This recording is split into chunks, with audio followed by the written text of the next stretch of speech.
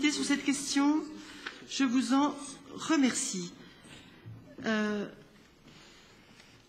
Question numéro 3, Madame Prados.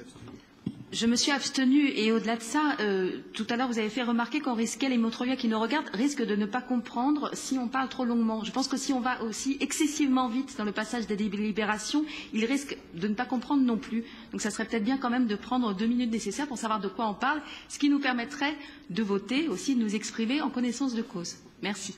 Je crois que Daniel Mosman a exposé de façon assez limpide les délibérations tout à l'heure en expliquant de quoi il s'agissait. Donc il a proposé de relier la question numéro 2 qui attribuait une subvention municipale à l'opération de réhabilitation des logements et la question numéro 5 qui concerne la même cité, Espoir Wilson Gallieni. Et pour cette fois, et pour cette question numéro 5, on accorde la garantie de la ville pour le prêt qui est levé en fait par l'office HLM auprès de la Caisse des dépôts et consignations. Vous maintenez votre abstention sur la deuxième partie ou sur les deux questions? Sur la deuxième partie. Merci. Donc, question 3, opération Cœur de Ville, avenant à la promesse de vente en état futur d'achèvement d'une coque béton. Monsieur Martinez. Oui, je serai très bref. Comme Madame la maire, comme vous l'avez indiqué tout à l'heure, l'opération Cœur de Ville était liée à quelques promesses de vente dont la caducité était fixée au 31 mars dernier. Il s'agit là de prendre acte du fait que les conditions suspensives pour la réalisation d'une coque qui abritera le futur cinéma en cœur de ville ne sont pas encore réalisées et qu'il convient donc de prolonger la promesse jusqu'au 31 décembre 2009 afin que ces conditions suspensives puissent être levées. Merci. Y a-t-il des commentaires ou questions? Je n'en vois pas. Monsieur Seret.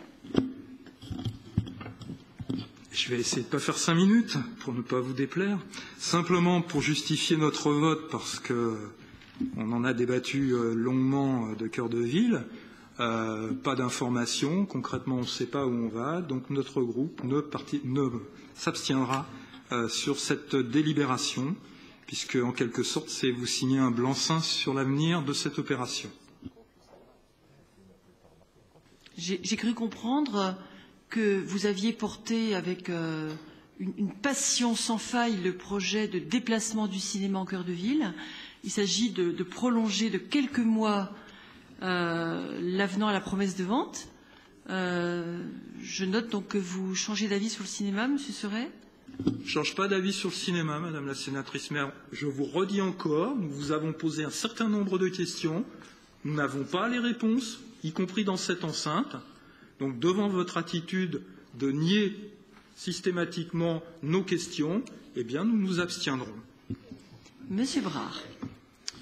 Merci, Madame la sénatrice maire. Vous savez qu'un des problèmes concernant le Méliès que vous avez enfin accepté d'implanter dans le cœur de ville, et heureusement en répondant ainsi à la préoccupation des 20 000 signataires des pétitions, je crois savoir, et comme vous savez, il y a des recours de MK2 et du GC, que vous avez rencontré MK2 et que vous allez rencontrer UGC.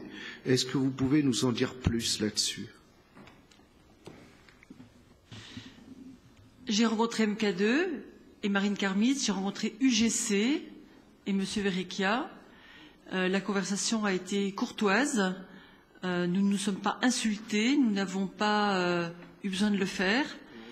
Et nous avons convenu qu'il était possible, entre personnes intelligentes, de trouver une porte de sortie vers le haut. J'ai confirmé notre intention d'implanter un complexe cinématographique municipal dans le nouveau cœur de ville. Et on n'a pas du tout tranché sur la discussion. C'était une reprise de contact. J'avais grande envie qu'ils aient une autre image de Montreuil que celle qui leur avait été donnée. Pas une image de soumission aux impitoyables lois du marché des vautours du cinéma, mais qu'on puisse en tout cas engager un dialogue démocratique normal. On est en désaccord, évidemment, sur les termes financiers, sur la programmation, sur les conditions de coexistence d'une offre privée et d'une offre publique.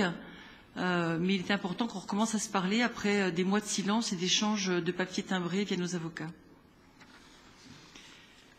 Je mets aux voix, s'il n'y a pas d'autres interventions, la question numéro 3, concernant l'approbation d'un avenant à la promesse de vente d'une coque béton destinée à accueillir les futurs cinémas municipaux. Qui est pour? Merci. Qui est contre? Qui s'abstient? 12 abstentions. Quatrième question.